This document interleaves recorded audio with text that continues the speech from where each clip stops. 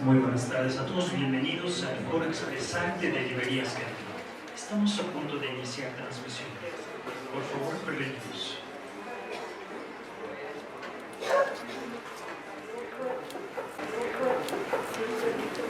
Buenas noches. La bienvenida oficial, la extraoficial ya la habíamos dado hace rato. Muchas gracias por estar aquí en Librería Gandhi. Hoy estamos súper contentos, orgullosos de tener aquí en casa a uno de nuestros mejores amigos de toda la vida, de todos estos 54 años que tiene ya Gandhi. Ha sido parte importantísima de los vínculos que pasan detrás de cámaras de toda la familia Char con nuestro gran amigo Antonio López, que como todos saben es un músico impactante. Lo hemos admirado desde toda su carrera, desde todos los ángulos, lo hemos visto en conciertos de todo tipo, y ahora ha incursionado en una nueva modalidad que realmente a mí no me sorprende, porque conozco la versatilidad de Toño. También hay que ser muy valiente para atreverse a escribir un libro después de tanto tiempo, y de alguna manera yo soy un poco cómplice también, porque yo lo impulsé en un inicio. Yo siempre lo he querido mucho y lo he admirado mucho, y realmente creo que ha escrito una novela exquisita. La novela la hemos editado aquí en casa, en la editorial de la Casa Gandhi. También estamos muy orgullosos de que esté dentro de nuestro catálogo, y de verdad, léanla. Es una novela que vale mucho la pena, es muy especial. Y bueno, pues ahora les presento a Antonio López, nuestro gran amigo. Un aplauso para recibirlo, por favor.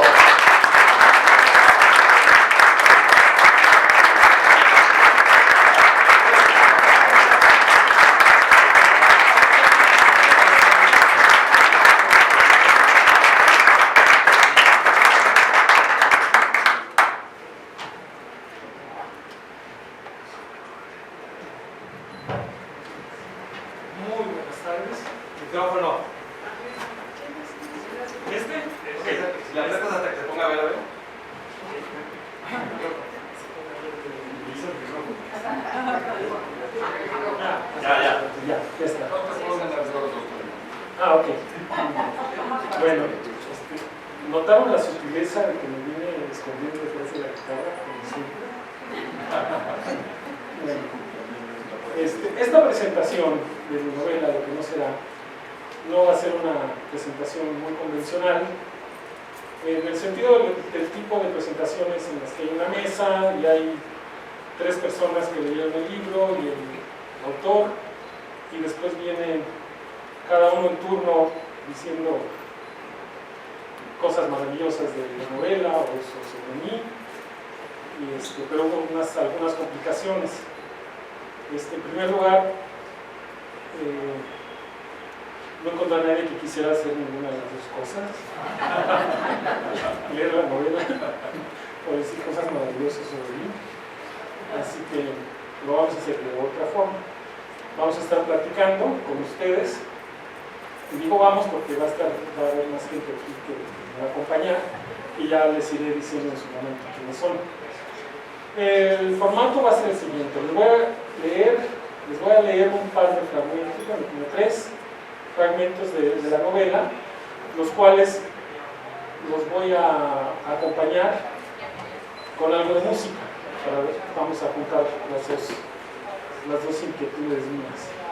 La mayoría de la gente que veo aquí, veo varios guitarristas, gente que me conoce en el ámbito de la guitarra, por eso podrán entender por qué en el ámbito de la literatura no había mucho para que me apoyaran, así que tenemos contingente guitarrístico aquí para apoyarme. Entonces, antes de leerles el primer fragmento, les voy a contar un poquito de la novela para que entiendan el contexto de lo que se trata. La novela tiene 3 personajes: Javier, Olivia y el narrador. El narrador no es solamente el narrador también está involucrado muy activamente con los otros dos personajes, tiene su historia con los otros dos personajes. Y básicamente lo que sucedió es que, bueno, yo voy a tomar el papel del narrador, voy a hablar como si fuera el narrador. Olivia me acaba de llamar esta mañana, cosa que me sorprendió muchísimo porque tenía como 12 o 13 años sin saber nada de las cosas entre ella y yo. Terminaron muy bien, terminaron muy abruptamente y dejó de hablarme y yo la busqué, pero nunca ya no me quiso ver, y ya han pasado 13 años y ahora me llama. Y bueno, fue tan temprano que me quedé un poquito alucinando porque no estaba seguro si había escuchado la voz de Olivia verdaderamente o qué pasaba. Y bueno, sí quedamos en vernos más tarde. Y mientras estoy esperando a verla, esto en la novela, mientras esperamos a que se dé este reencuentro con Olivia, el lector se va a enterar de lo que pasó hace 13 años, de por qué terminaron tan abruptamente y muchas otras cosas. Van a entender un poquito más de cada uno de los personajes. Pero ahorita, para el fragmento en cuestión, en el reencuentro con Olivia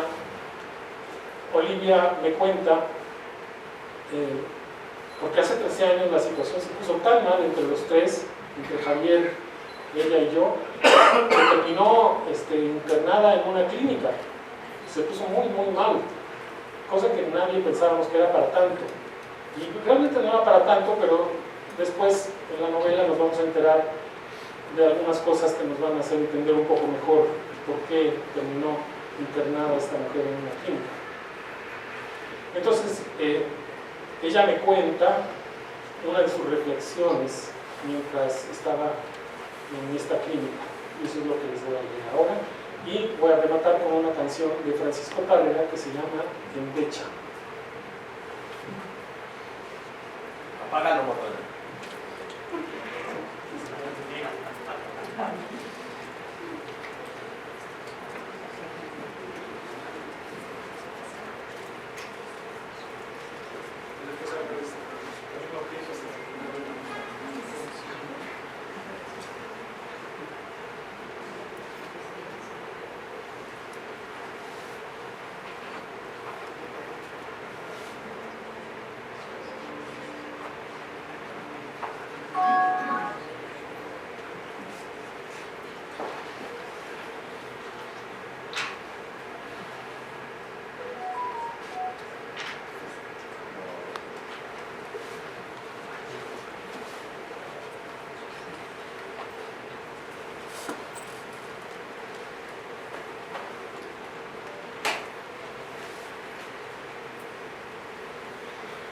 Cuando tenía 7 años murió mi abuela, la madre de mi padre.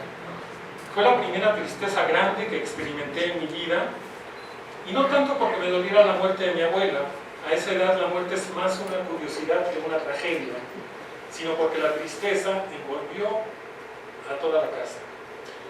Cumplíamos mecánicamente nuestras responsabilidades y se hablaba muy poco, apenas lo estrictamente necesario. No recuerdo cómo fue que le pregunté a mi padre lo que era la muerte, pero sí recuerdo muy bien una hermosa metáfora que me contó. Todos llevamos dentro, muy dentro, aquí, me dijo poniendo sus dedos índice y medio dulcemente en el centro de mi pecho, una gotita de agua. Ahí está contenida la esencia de lo que somos. Al morir, esa gotita se evapora y se va al cielo a formar parte de las nubes. Tu abuela está allá arriba ahora. Es parte de las nubes y desde ahí nos mira. ¿Y cuando llueva bajará con nosotros?, pregunté. Sí, respondió mi padre. ¿Y podremos hablar con ella?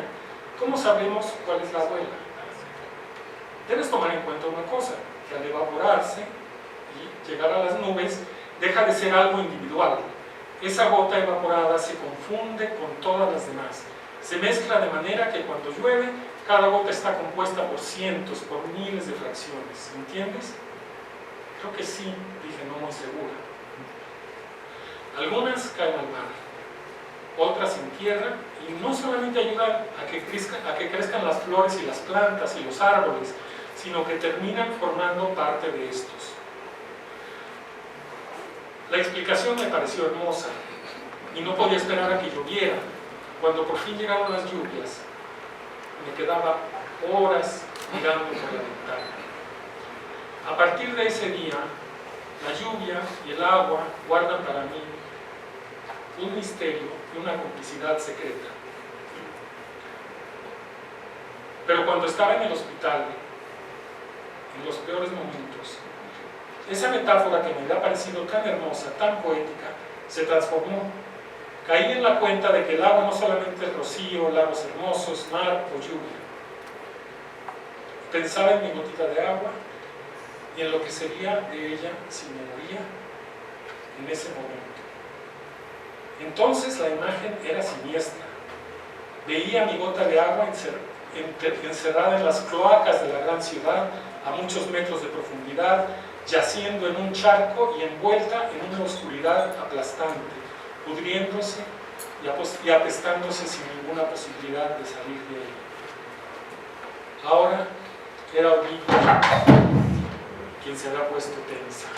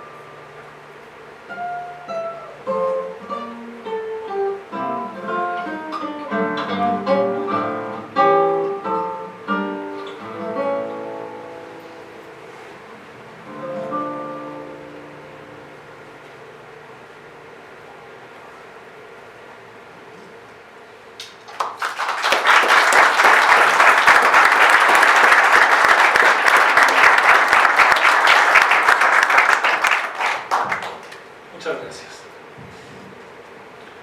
Bueno, pues estos son los tres personajes de la novela, Olivia, que nos acaba de contar sus reflexiones en el hospital, Javier y el maestro. Y yo quiero comentar,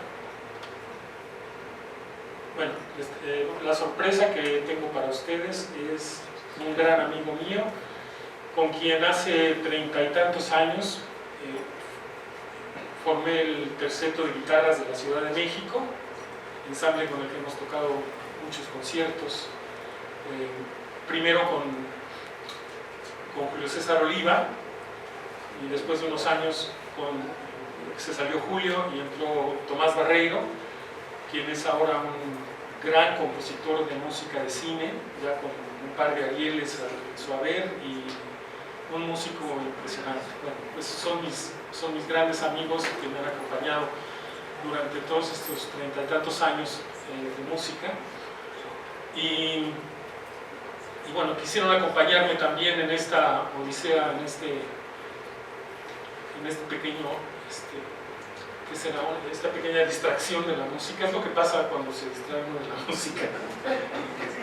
Acaba uno escribiendo una novela, ¿no? Entonces originalmente iban a estar los dos, me dijeron que querían echarse el palomazo conmigo, lo cual me pareció genial, pero al final Tomás no regresa de una gira en la que anda en Europa, anda afuera, iba a regresar el fin de semana anterior, pero no, que regresa hasta después, así que no pudo estar. Quien sí va a estar con nosotros es Gerardo Tamés, orgullosamente mi amigo, y me va a acompañar también a hacer un par de citas musicales a las lecturas que les voy a hacer de la Y fuera de esto que bueno, ya viene.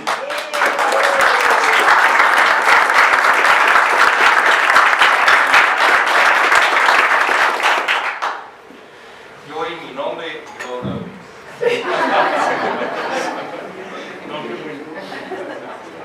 Es que además les quiero contar que en este lugar, preciso lugar, geográficamente hablando, porque cuando vieron Gandhi ahí enfrente, en el 72, ¿fue? 71. 71.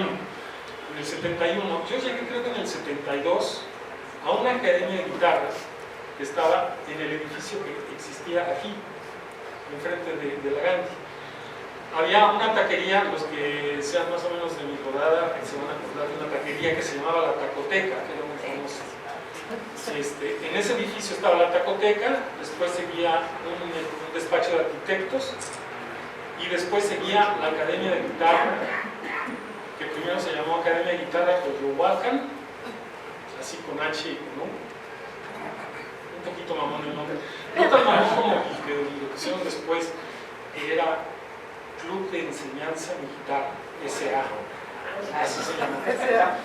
Pero bueno, yo empecé cuando era la Academia Coyoacán y Gandhi la acababan de abrir.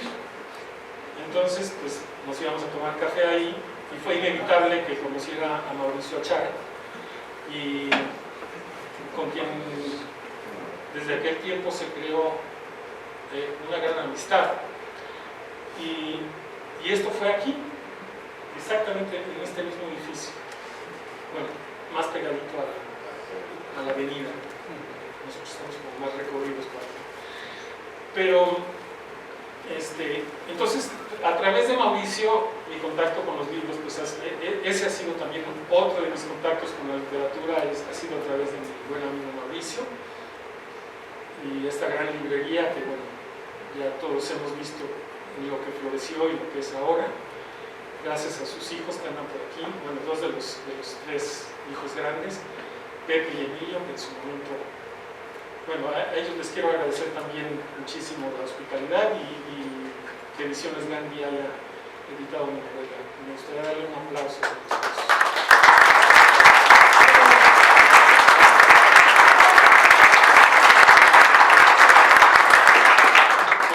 Muy tímidos, muy tímidos. Ya al rato se enterarán quiénes son. Y Gerardo conoció muy bien a Mauricio, fue amigo de Mauricio también. Y a través de Mauricio conocimos, bueno, yo conocí primero a Germán Dehesa, hace también muchos años, en otra librería. Es que, híjole, es que estamos, yo no sé cómo te colaste en mi vida. Es que antes de... No te pude sentar en el obstáculo. No lo pude sacar. Es que Gerardo tenía una tía que se llamaba Milla Domínguez, que era hermana de su mamá, que era mezzosoprano, una cantante maravillosa, con quien hice dúo cuando yo tenía 20 años. Hicimos un dúo y tocamos más o menos como 21 años, dimos varios conciertos. Conocí a los abuelos de Gerardo a través de ella, y después me voy enterando que Gerardo es el nieto de los Pilos, que así les decían a los abuelos. Y bueno, pues ya desde entonces me lo encuentras de la sopa. Entonces mejor lo invito de una vez, porque de todas maneras va a aparecer por aquí. No, estoy muy contento de que me acompañe. Y también compartimos con Mauricio, conocí a Germán Dehesa, y ese fue otro tipo de contacto con la literatura. Con Germán hacía varios espectáculos, primero en el Unicornio, aquí en la Robledo de Terreros, y después en la Planta de Luz, en Copilco. Y varios de sus espectáculos, hizo muchísimos, pero varios tenían que ver con poesía. Tres de ellos particularmente con poesía, que eran Borges con música, otro sobre Neruda y otro sobre Jaime Sabines. Entonces la idea era escuchar un poema y después rematarlo con una pieza de música, que es un ejercicio muy bonito, ¿no? Complementar, porque a veces el poema abría la puerta para la música y a veces la música te inspiraba para el siguiente poema, y eso era algo muy bonito. Yo siempre he amado la poesía desde niño, y Gerardo y yo participamos en varios de estos espectáculos. Juntos participamos en Borges con música. Y ya después, bueno, cada quien participó en otros espectáculos con Germán, porque también fuimos muy amigos de Germán. Y les digo que hasta en la sopa no lo puedo evitar. Entonces, pero principalmente es que Gerardo es mi gran amigo.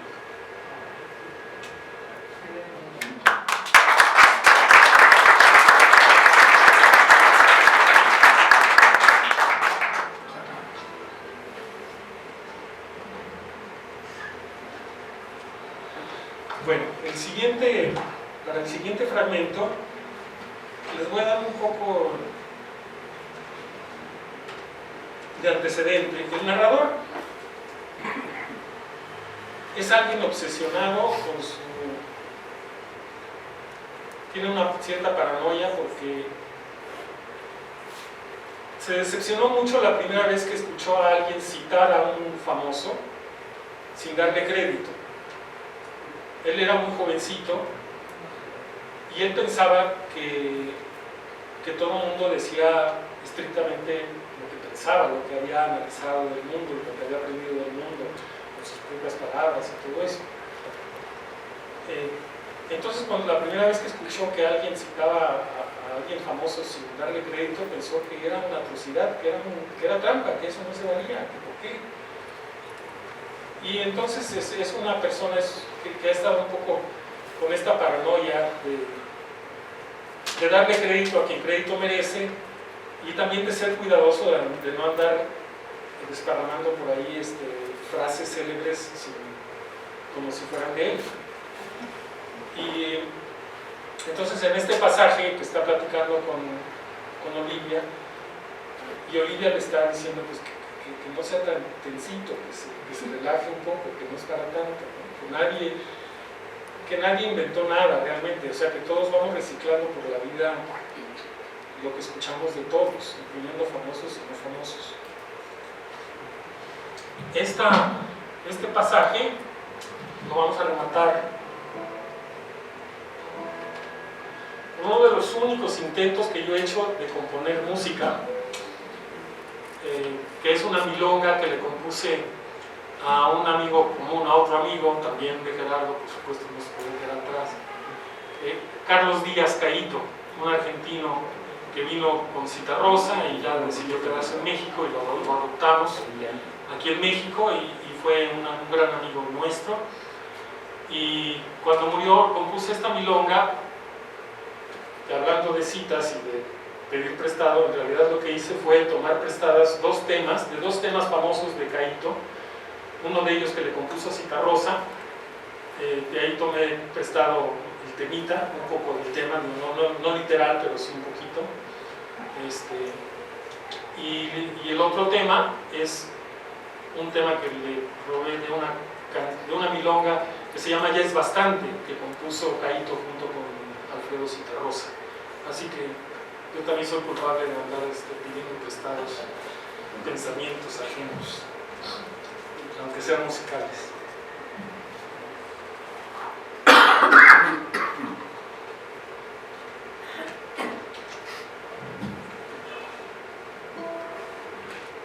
No sé, tal vez estoy hablando como uno de esos ancianos intransigentes que critican la música moderna y las modas actuales, pero ni soy tan viejo ni condeno las redes sociales. Simplemente soy congruente con cómo he sido siempre. Si antes me parecía absurda la comunicación que se daba frente a frente, me lo parece mucho más ahora que se hace de manera tan impersonal y tan anónima, detrás de una pantalla. Hace unos momentos te decía que mucha gente leía para encontrar alguna cita que los hiciera parecer más inteligentes. Ahora ya ni siquiera hay necesidad de eso. Ahora te metes a internet y buscas una cita literaria por tema, así como quien va al supermercado. Quieres una cita sobre el amor, una sobre el abandono, sobre la muerte, pues te metes y la buscas y luego vas y la pones en las redes sociales. Tú mejor que nadie sabe que uno de mis grandes conflictos ha sido el no atreverme a usurpar frases e ideas de otros, que me parece que eso es hacer trampa, que me parece un engaño. Claro que hay la opción de dar el crédito correspondiente diciendo, como dijo Proust, como dijo Descartes, pero eso me parece de una pedantería enorme, así que he preferido quedarme callado. Pero ahora, con el paso del tiempo, me doy cuenta de que casi todas mis ideas, mi filosofía de vida, si es que se le puede llamar así, es una mezcolanza de todo lo que he leído y escuchado. Y lo peor es que ya ni siquiera recuerdo quién dijo qué cosa, ni dónde lo leí. Ahora, aunque quisiera, no podía darle crédito a quien lo merece. Entonces, cuando participo en una conversación, ya no sé si estoy adoptando una corriente filosófica, o si estoy citando a Proust, o a Borges, o a José Alfredo Jiménez. Con esto se está materializando uno de mis mayores miedos, el de ser un usurpador. Bueno, a mí me parece que te lo estás tomando de una manera exagerada. Eres demasiado riguroso. Tendrías que aprender a relajarte un poco.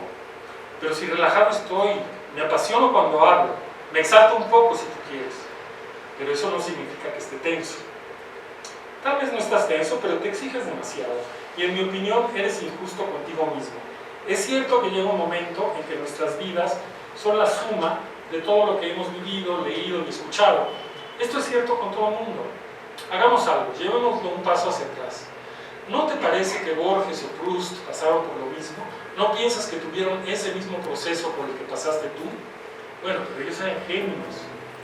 Eran genios tal vez, pero también eran humanos como nosotros. No nacieron siendo genios. Y sus primeras palabras dudo mucho que merecieran ser citadas. Sus ideas no fueron algo que nació de la nada. Al igual que contigo o conmigo, leyeron, escucharon, observaron, analizaron y usurparon. Sí, usurparon. ¿O te crees que absolutamente todo lo que dijeron o escribieron fue invención exclusiva de ellos? Lo que sí hicieron, que es mérito propio, fue poner en sus propias palabras todas esas ideas que aprendieron por ahí. Y eso es lo que hacemos tú o yo, y eso es lo que hace mucha gente. Creo que de eso se trata, de adueñarte de las ideas de otros porque resuenan en ti, y luego de procesarlas, las reciclas, por así decirlo, pero con tus propias palabras. ¿Y qué más da si por ahí andan rondando Proust y Borges y Sócrates y Aristóteles y José Alfredo Jiménez? Es más, te apuesto que no solamente estarán mezclados aquellos autores que has leído, seguramente también estarán otros que no has leído. ¿Sabes por qué? Porque tal vez en un diálogo que escuchaste en una obra de teatro y que se te quedó para siempre, está basado en algo que el autor o la autora de esta obra leyó en un libro de un escritor del que nunca escuchaste hablar y que nunca llegarás a leer. No sé, Olivia, puede ser que tengas razón. He pensado muchas veces en esto que me has dicho. He pensado que soy demasiado estricto, que a veces me siento el guardián de algo que no existe. Pero es mi paranoia decirte. Ese miedo de que me descubran usurpando ideas de otros y que me expongan en frente de todos. ¿Tienes miedo de que te vayan a multar? ¿De que la patrulla de citas famosas te detenga y te cuestione? A ver usted, señor Orilles, ¿sabe usted por qué lo estoy deteniendo? Porque en los últimos 10 minutos ha citado a 4 escritores sin darles el crédito correspondiente. Y en esta zona solo están permitidas 2 citas por cada 10 minutos. Voy a tener que aplicarle el citalímetro.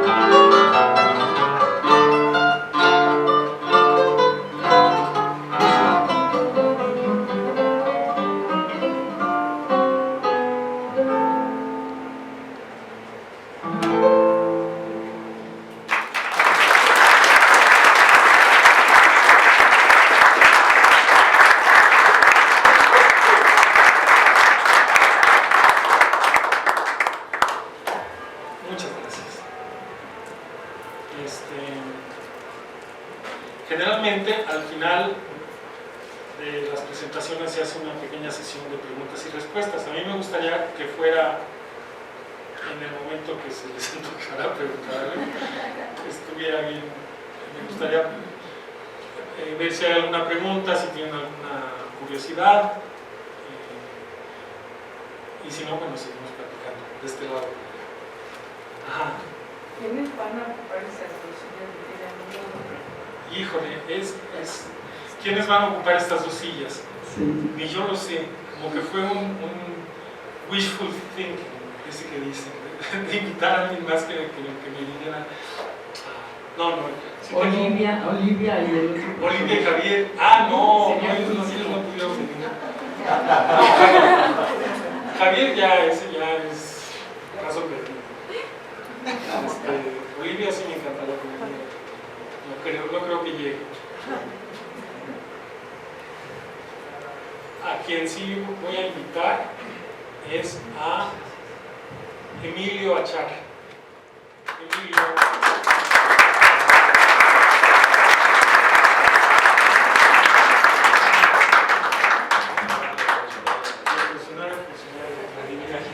Un personaje muy conocido. Emilio es otro de mis grandes amigos. Es una curiosidad porque Mauricio fue mi amigo del alma durante muchos años. A Emilio lo conocí como de 4 o 5 años. Pepe tendría como 7 y Nelly como 8 más o menos. Por ahí así.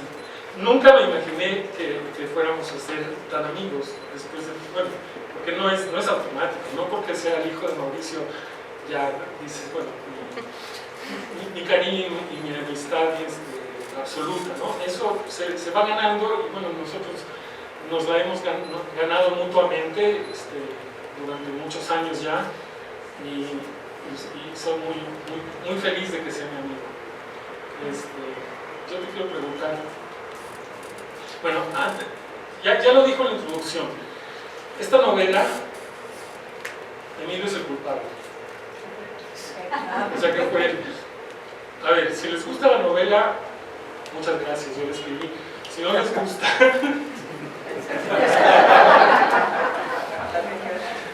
es culpa de mí. Emilio, platicábamos de un personaje en común, alguien que conocimos los dos hace muchos años. Lo conocimos muy bien, él mejor que yo. Y entonces, en algún momento platicábamos de anécdotas de este personaje y de pronto él me dice, no, dice que yo me sé más, entonces me contaba cosas y cada una era más increíble que la anterior. Le digo, oye, eso es como para escribir una novela. Dice, ¿por qué no la escribes tú? Y le digo, bueno, pues lo intento y comencé a escribir sobre este personaje.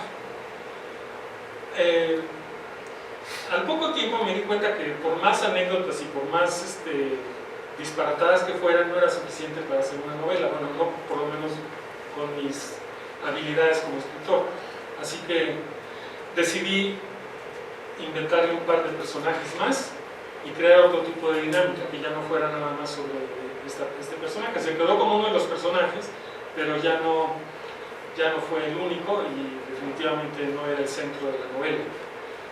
Y de ahí nació esta novela, lo que no será muchos años después. No quiero decir años de estar fletándome en el escritorio todos los días, porque no. Sé lo que es preparar conciertos, sé lo que es preparar una grabación de un disco, y ese trabajo pues lo he hecho, pero no puedo decir lo mismo con la escritura. No soy alguien que ha pagado sus cuotas, por decirlo de una manera. Pero me he divertido mucho y lo he pasado muy bien y estoy muy satisfecho de haberlo hecho. Bueno, la pregunta es, ¿por qué decidiste que Ediciones Gandhi podía publicar esta novela? Yo también me gustaría hacer una pequeña introducción acerca de la amistad que me une a Toño. Cuando mi padre vivía, mi padre tenía un grupo de amigos muy bohemio, pertenecía a los 70s de esta ciudad que vibraba tremendamente con la cultura, y antes del internet las librerías eran los lugares más sagrados que podías encontrar dentro de una ciudad. Y nosotros teníamos la fortuna de estar en una de las más importantes. Entonces realmente yo, digamos que viví toda esa etapa siendo niño, joven, al lado de mi padre. Pero una de las amistades más cercanas y más mágicas que tenía mi padre, que eran muchos, era Toño López. Y yo siempre sentí que los tres formábamos un triángulo, porque teníamos el mismo sentido del humor, y a veces así sucede en la vida, ¿no? Me imagino que a ustedes les ha pasado, ¿no? Que de pronto hay un triángulo, que se forma un triángulo de tres personas que se quieren mucho, que se entienden en algún ámbito, y eso fue lo que pasó entre Toño y mi papá y yo. Yo me sentía que había un lenguaje, o sobre todo un sentido del humor muy particular que teníamos los tres, y no solamente los tres, porque había más gentes, pero sí éramos un núcleo. Cuando mi papá falleció, hace 21 años, me quedé un poco, bastante huérfano, en muchos sentidos, pero ese triángulo sufrió y ahora ¿cómo le hago para relacionarme con Toño? Mano a mano. Y yo siento que nos tomó un tiempo poder encontrar una nueva fórmula para relacionarnos, pero finalmente y felizmente la encontramos. Y hemos sido muy amigos, muy cercanos de todos estos años. Yo siempre lo he admirado mucho y continuamos teniendo ese mismo lenguaje, ese mismo sentido del humor. Y eso nos ha llevado a hablar de ese personaje mucho, ese personaje que inspiró esta novela, porque yo tenía más contacto con esa persona. Realmente en algunas ocasiones hablábamos de que yo le decía a Toño, pero es que no nos van a creer, o sea, para pensar que es muy exagerado el personaje, que no existe, porque de verdad yo busqué inclusive personajes extraños en novelas que he leído y ninguno le llegaba a ese. Entonces le dije a Toño, no, o sea, de verdad no, tenemos que suavizarlo. ¿Te acuerdas que hablábamos de eso? Le decían, no, es que si lo pones tal como es, van a decir que no existe un personaje así, ni siquiera en una novela. Pero Toño hizo un extraordinario trabajo en poder modular a aquel personaje y llevarlo acá. Pero luego, cuando uno empieza a escribir una novela, pasa que la novela, pues como la vida, la novela va por donde quiere también, y ya yo siento que se le fue de las manos a Toño. O sea, pues, la novela, y que ese personaje ya no fue el principal, pero sí fue el inspirador. Años después, para contestar a la pregunta de Toño, porque también en algún momento tengo que contestarla, comencé, digamos, yo con otras personas, no con Toño, una aventura muy bonita de hacer una editorial con el Novegano. Es una editorial que está vigente, que tiene libros publicados cada mes.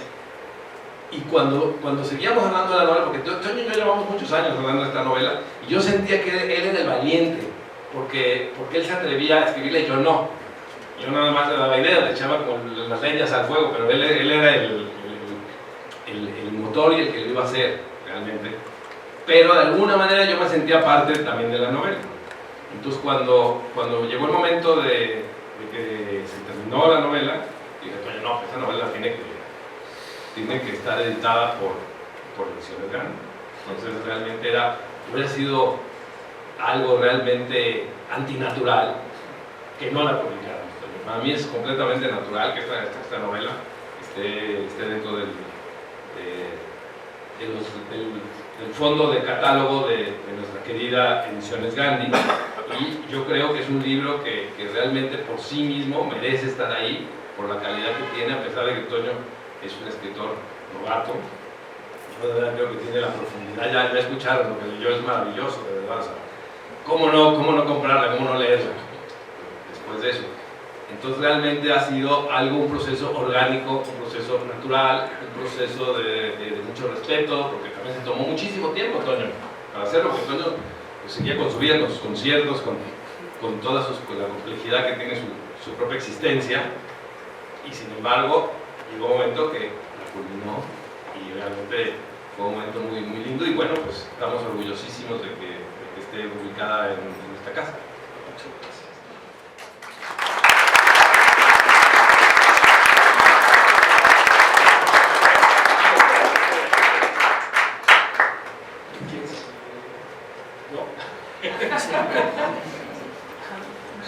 Él no va a pasar la presencia, donde sea y como sea, y ahora que sea.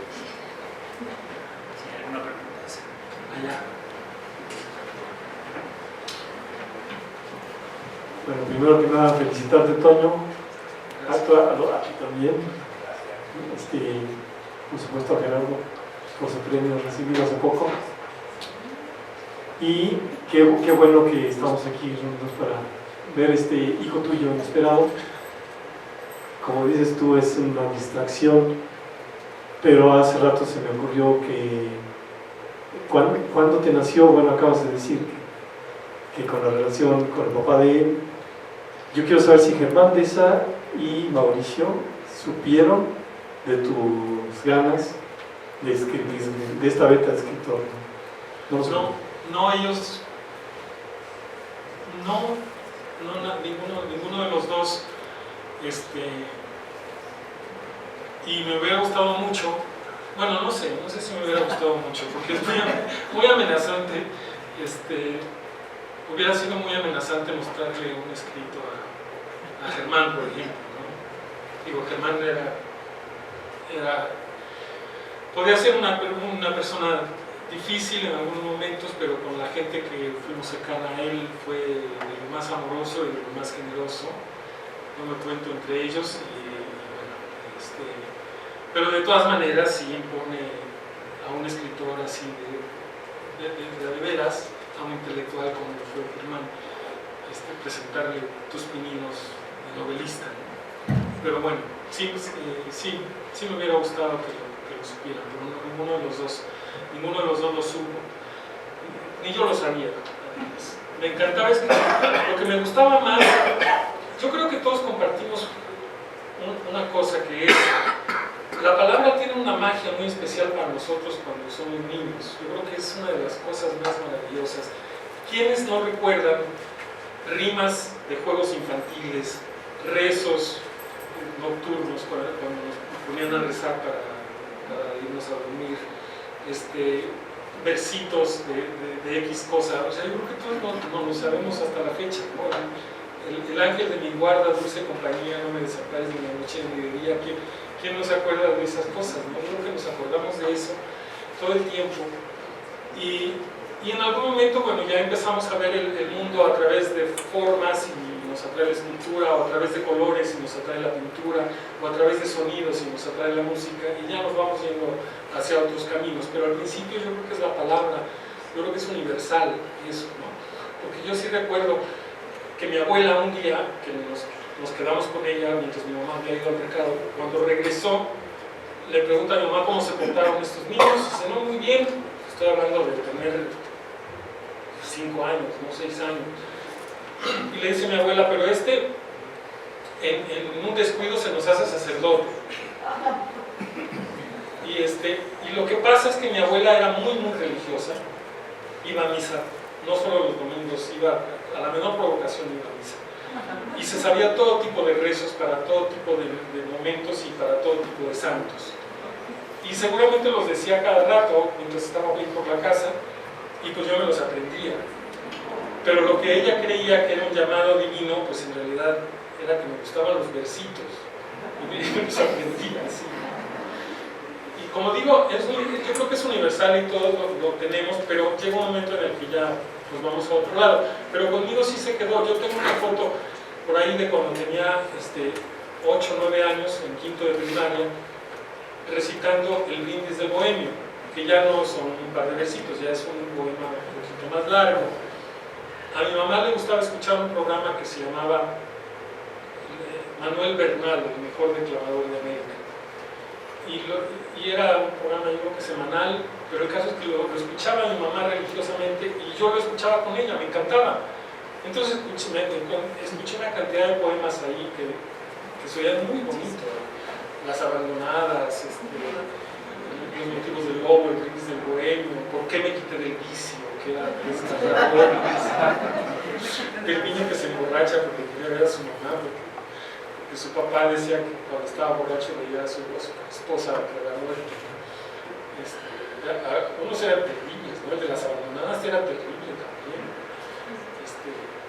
En fin, pero de ahí viene toda esta fascinación por las palabras. Y hace un rato que me preguntaban para la revista Gandhi si había algún método de escritura en particular. No soy un escritor profesional, he leído mucho y sí soy muy analítico, entonces sí procuro que todo esté muy en orden y que esté correcto y que sea legible y que tenga sentido y que sea coherente y todo eso. Seguramente algunas cosas habrán fallado por culpa de mí, porque me caería. No, lo que les decía yo, que lo único que sí buscaba era que las oraciones, cuando iba a escribir una oración o una frase, que fluyera de cierta, la tenía yo que escuchar en mi cabeza, que fluyera de cierta manera. Y si no fluía bien, entonces le cambiaba el orden o le ponía otras palabras hasta que fluía. Y entonces ya la escribía. Esto no necesariamente lo hace correcto, pero lo hace. Supongo que hay un cierto ritmo que tiene que ver con la música, que es a lo que me he dedicado toda la vida, que guía estas decisiones. Eso y la pasión, la transmisión de las emociones. Con la música tenemos la gran ventaja de que como no hay palabras, trasciende la parte racional de la gente. O sea, la gente no tiene que entender lo que está diciendo la música, porque no hay palabras. Entonces rompe esa barrera racional que es la que nos interrumpe muchas veces, ¿no? Porque estamos obsesionados con que tenga sentido, con que vaya hacia algún lado, con entender todo lo que nos están diciendo. Y con la música no se tiene que preocupar de eso, porque o lo sientes o no lo sientes. Y eso, pues a eso nos hemos dedicado muchos años. Yo tocando ajeno toda la vida, Gerardo componiendo sus propias cosas. Y que por cierto, alguien lo mencionó, tú lo mencionaste, y vale la pena mencionarlo, es un orgullo para él y para todos los que son sus amigos. Le acaban de dar el Premio Nacional de Artes, de Ciencias, Artes y Literatura, ¿no?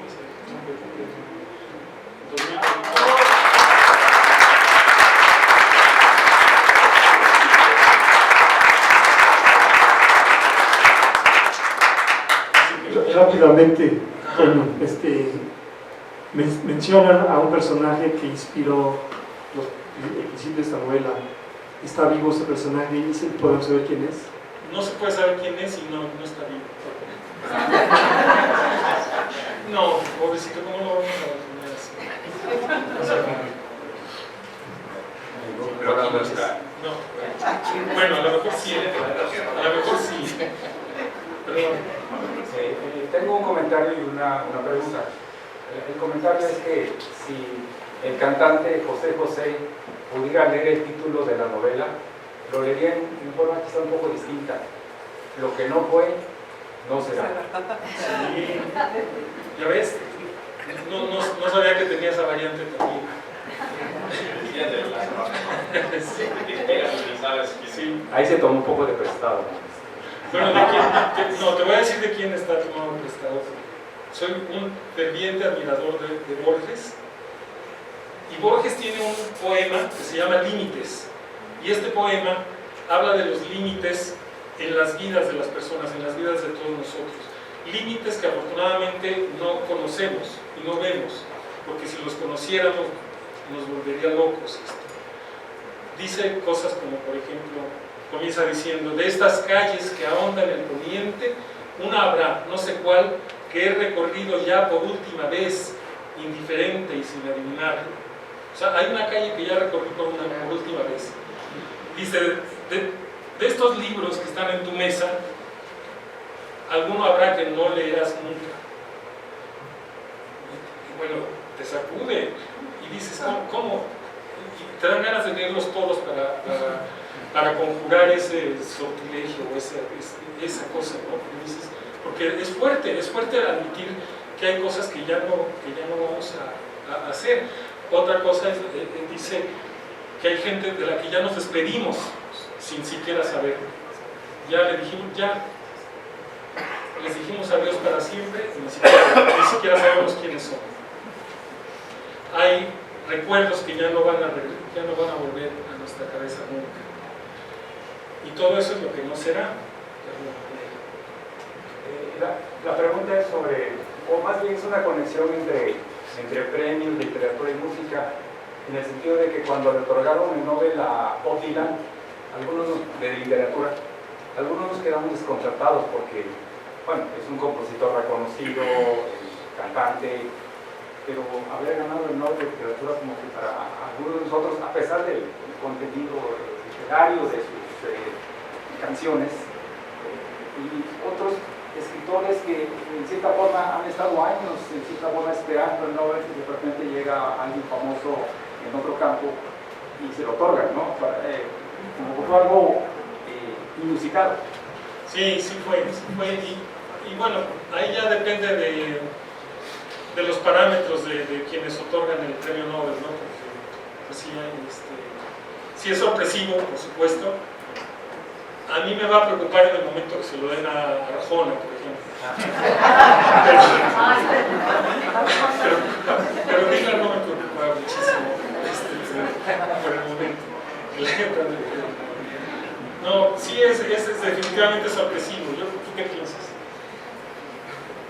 Yo cuando me enteré, yo soy muy fan de Bob Dylan, empezando por ahí, muy fan, de verdad, tremendamente fan. Pero yo cuando me enteré de que ganó el Nobel, yo me molesté muchísimo con la academia, porque era como que pongan las reglas claras. O sea, yo me imagino ahora todos los músicos diciendo, uy, yo también lo puedo ganar, o sea, yo también estoy participando sin saber que lo estoy participando. Y yo creo que, defendiendo a Dylan, porque mucha gente dice que como que se fueron sobre él, y yo creo que habría que irse sobre la academia sueca, que ha cometido muchas barbaridades a lo largo de su historia. Yo era muy fan de los premios Nobel y ya dejé de ser, realmente le he perdido el respeto a la academia, empezando por eso, porque yo pienso que no se lo tenían que haber dado a Dylan, ya que las reglas no estaban claras de un inicio, ¿no? O sea, también tenían que haber dicho, hey, músicos también compiten porque son poetas. Si hubieran dicho eso antes de, yo creo que hubiera sido justo, porque yo creo que Dylan merece eso y más, de verdad, soy integralmente fan, pero como las reglas no estaban claras, creo que fue un despropósito muy grande, y justo ahí empezó el declive con esa decisión de la academia, que 2 o 3 años después, no recuerdo, le dieron el premio también a una periodista por un trabajo que no era novela, era un trabajo periodístico, que era Alexievich, que también me molesté porque dije, pero es que, ojo, o sea, tienen que poner las reglas claras a esta gente. Y luego vino un escándalo sexual fuerte en la academia, y creo que un año no hubo premio, y luego al otro año se les ocurrió la maravillosa idea de dar 2, un hombre y una mujer.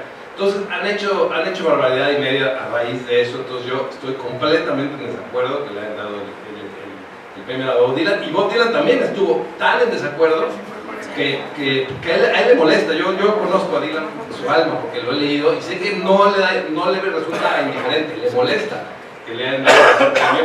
Y una clara prueba es que decidió no ir a recoger el premio. Fue Patti Smith en su lugar, y él estaba realmente muy molesto porque le hayan dado ese reconocimiento.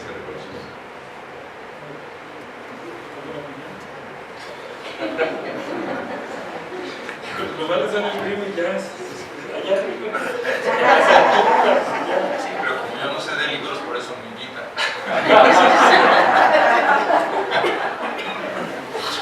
Bueno, llegamos al final de esto. Les voy a leer un fragmento. Aquí hay una pregunta, ven.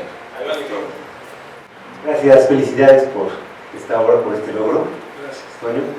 Y lo que nos leíste es muy elocuente, muy interesante, sí te engancha realmente.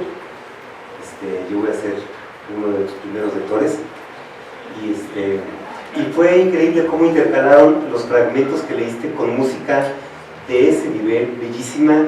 Los felicito por este gesto original, una maravilla. Y bueno, te quería decir que toda gran novela le deja algo sembrado en el alma al lector. Por eso una novela tiene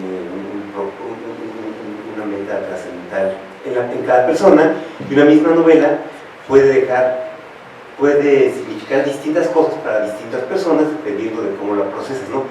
Tú como autor, ¿qué pretendes? ¿Cuál es lo que tú crees o lo que tú quieres o lo que tú esperas que esa novela le deje al lector? Lo único que puedo esperar que les deje es cuando leo, por ejemplo, hay un discurso final muy largo de Olivia, que me parece que es el clímax de la novela y que a mí me conmueve. Entonces, cuando lo leo y dejo pasar un tiempo, lo vuelvo a leer, me vuelve a conmover, entonces siento que eso es lo que puedo ofrecer. No garantizar, no se puede garantizar que la gente va a sentir lo mismo, a interpretar lo mismo que tú trataste de interpretar, o a conmoverse de la misma manera que tú te conmoviste. Pero si tú te conmoviste, entonces ya hay una esperanza de que haya alguien más a quien le puede conmover. Y si eso sucede, eso es un buen objetivo para mí. Sí, acá también. A ver. Primero, decía esa parte. Y dos, citando o parafraseando a Emilio, cuando escribes una obra, la que sea, cobra vida. ¿Cómo la domas, Toño? ¿Cómo domas la obra?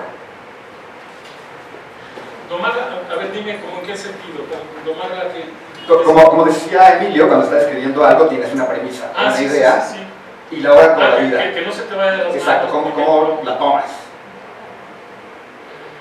Bueno, una cosa es estar consciente, por ejemplo, como en mi caso, de que la idea original no iba a funcionar. Esto de escribir sobre nuestro amigo en común, por más disparatadas que fueran sus acciones, no era suficiente, por lo menos desde mi perspectiva, para hacer una novela. Entonces, cuando supe que no era por ahí, se quedó como uno de los personajes nada más.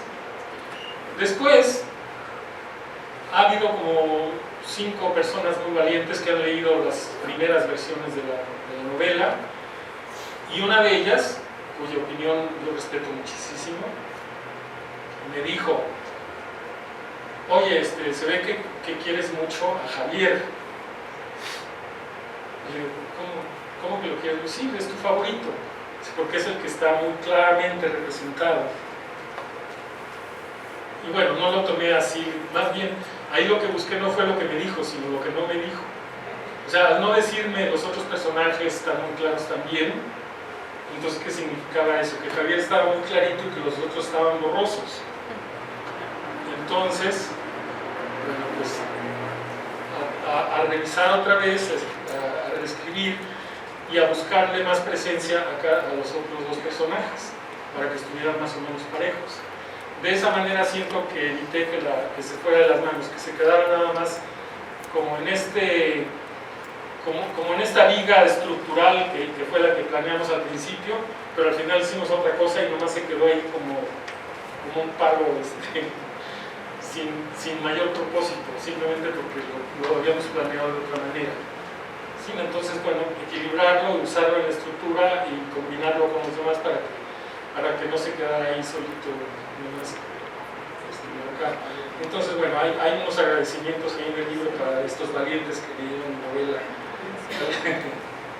en las primeras versiones, que cada vez después de que las leían y me daban sus comentarios, todos muy generosos y muy amorosos, pero sí aprendí a leer entre líneas y decía, aquí esto es lo que me están diciendo, y entonces pues a reescribir y a reescribir hasta que, ya que reescribí, entonces decía, híjole, pobrecitos, ¿cómo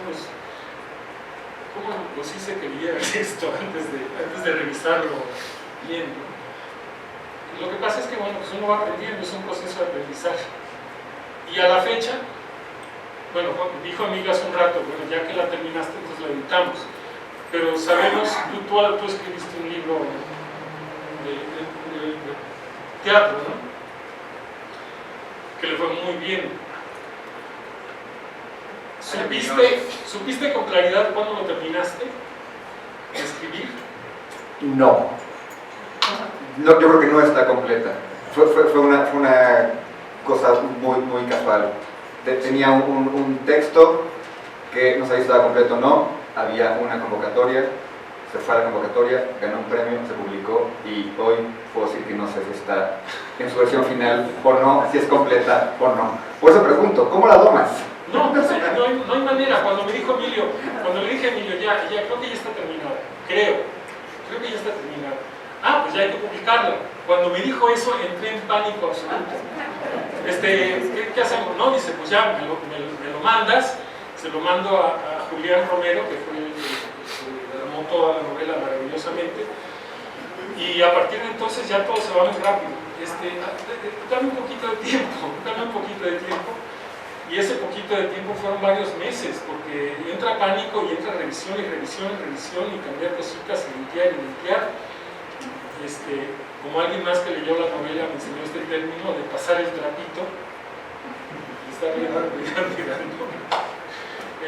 Eso fue lo que hice para dejarla. Y aún así, en el momento en que la vi, me la mandan para revisión, dice ya está todo, a ver, dime si está bien. 10 revisiones. A ver, ahora sí, ahí te la mando. Otras 5 revisiones. Ya no mayores, no cambio de estructura, sino nada más detallitos del trapito que no pasó por ciertos lugares. Y a la fecha, ¿no? Estoy como esto que me contaron un día de un pintor que solía colarse en el museo por las noches para darle retoques a su cuadro que estaba exhibiendo. Y estaba en el museo, ya era una parte del museo, ya no le pertenecía a él. Y se metía a pasar el trapito todavía. Yo quería decir una cosa a propósito de eso de Omar. Como músico hay un ejemplo que para mí es muy importante en ese sentido. Stravinsky, Igor Stravinsky escribió La consagración de la primavera. Pero la consagración de la primavera le hizo muchas correcciones, primera, segunda, tercera, parece que fueron 7 correcciones. Sin embargo, cabe preguntar que si se modificó la esencia desde la primera hasta la última. Entonces yo creo que la primera quedó ahí, y no es que uno decir, bueno, no es el ahí se va, pero eso es lo que pasa también, porque pues es que también la vida no acaba, ¿no?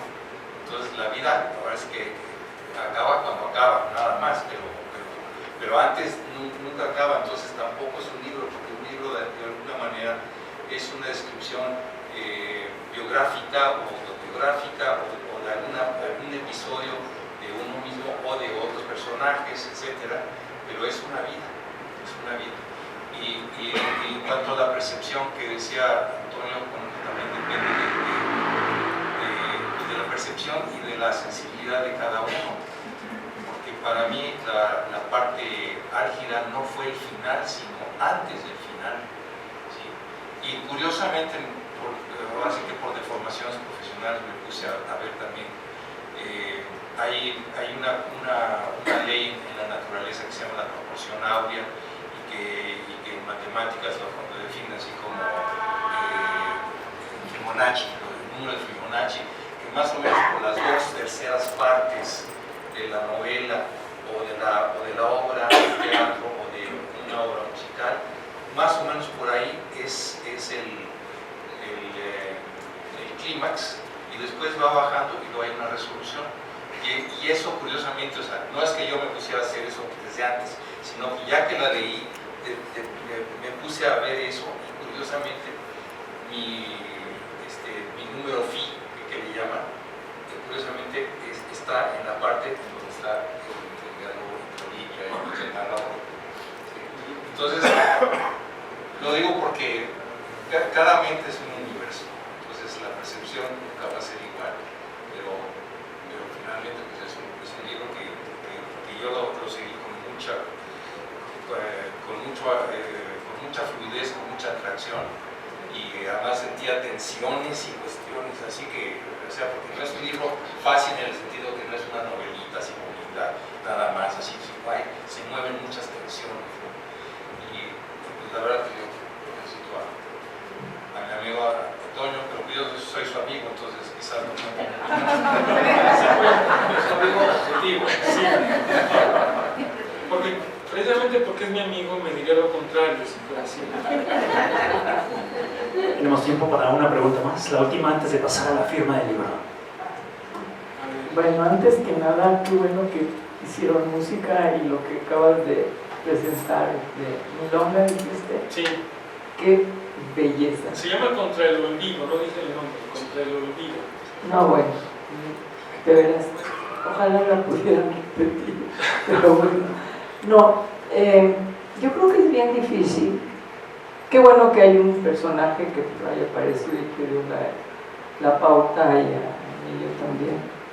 Me recuerda un poco a Felipe Ehrenberg, que estaba más loco de remate, pero bueno.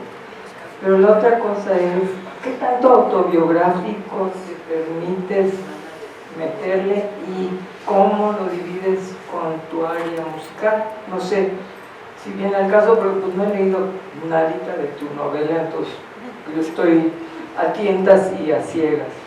Sí, con respecto a lo primero, sí. A ver, es que los segundos, dime otra vez lo último. La pregunta no la entendí muy bien, la segunda. Lo de la autobiografía. Bueno, sí, eso, la autobiografía es lo y la otra es, ¿qué tanto divides tu área musical? Digo, no quiero decir que contamine o que inspire en ritmos o lo que sea, o... Ok, sí. Ya. Sí, la parte autobiográfica, yo creo que es inevitable, inclusive en tres personajes totalmente distintos. Quizá, bueno, a mí no me gustaría verme como uno de los personajes, sin embargo, para escribir sobre él tenía que meterme, tenía que ponerme en sus zapatos, figurativamente hablando, para entender por qué lo hacía. Y bueno, también ser generoso con él, porque finalmente, si decidimos que lo que no entendemos pertenece del otro lado de la barra, es terrible, ¿no? O sea, tenemos que aceptarnos todos, convivir todos, con unos más de cerquita que con otros, pero pues vivir con todos.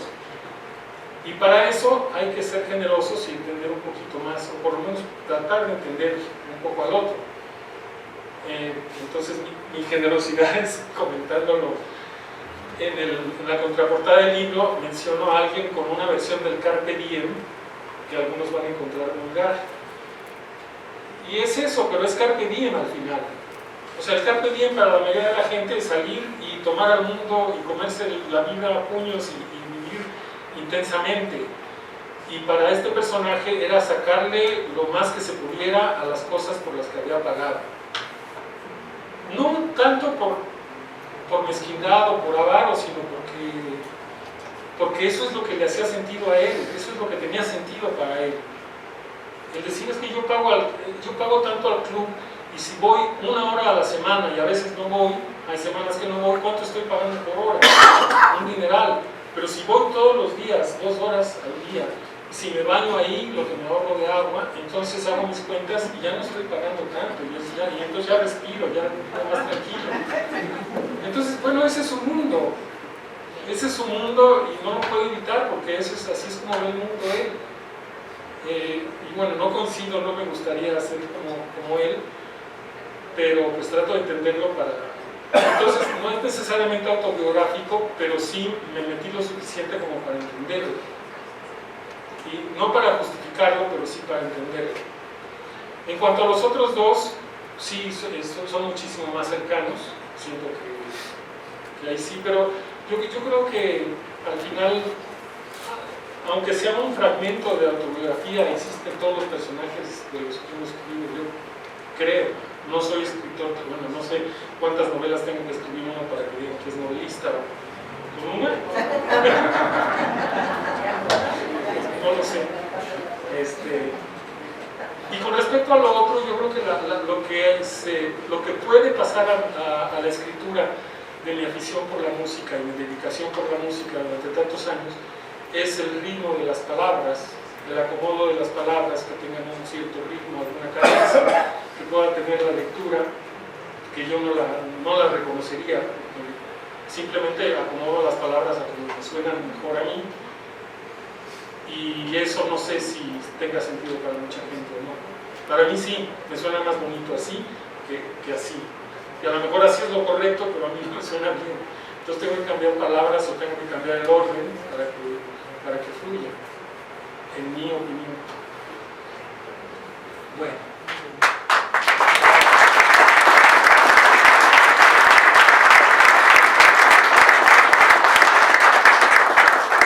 Y nos vamos a despedir con Javier para darle un lugar más o menos honorable dentro de esta lectura.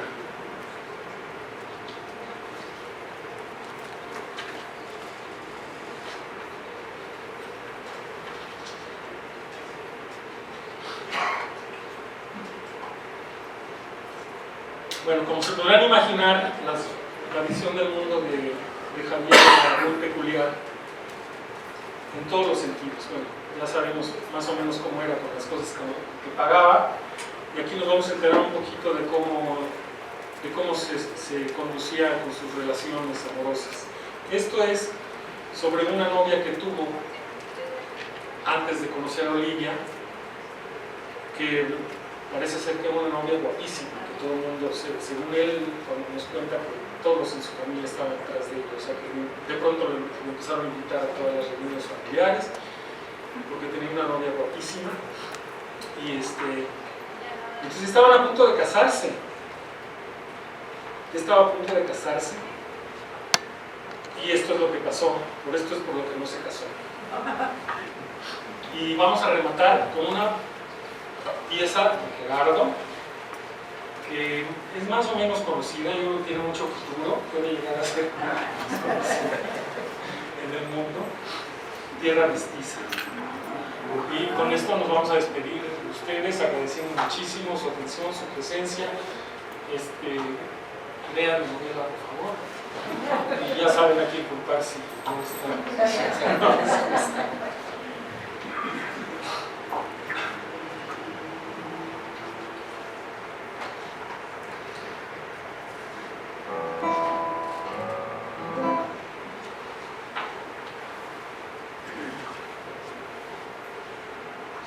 Estábamos a 6 meses de casarnos, Paulina y yo, y las cosas marchaban cada vez mejor y mejor.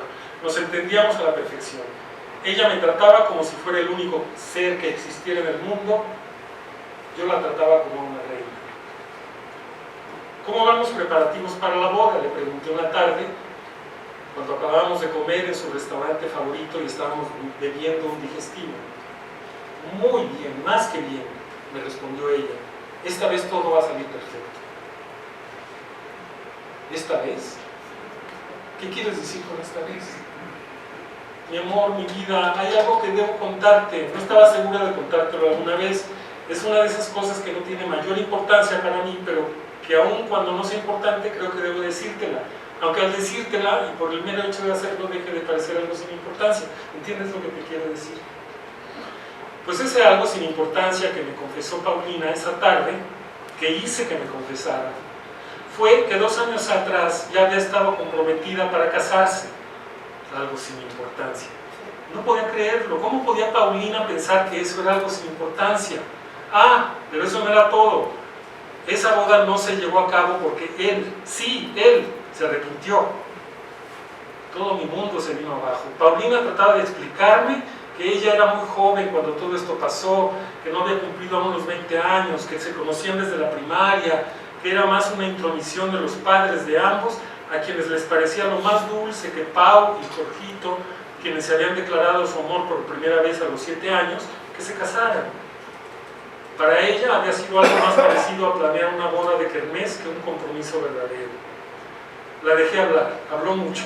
A cada momento reiteraba su amor por mí, que yo era el amor de su vida, que era un verdadero hombre y no un muchachito como Coqui, así le decía a Jorgito. Cuando terminó, traté de hacerle entender que no podía casarme con ella, que eso era imposible para mí. Tal vez si ella hubiera sido quien cancelara la boda, si ese hubiera sido el caso. Pero al no ser así, yo no podía apartar de mi mente el hecho de que ella ya había pertenecido a otro hombre, pertenecido al grado de haber aceptado casarse con él. Y aunque no se hubieran casado, ahora no tenía forma de estar seguro de que su corazón no seguía siendo del tal Kogi, pues fue él quien canceló la boda. Eso me dejaba, además, en la incómoda posición de quedarme con algo que alguien más ya no había querido.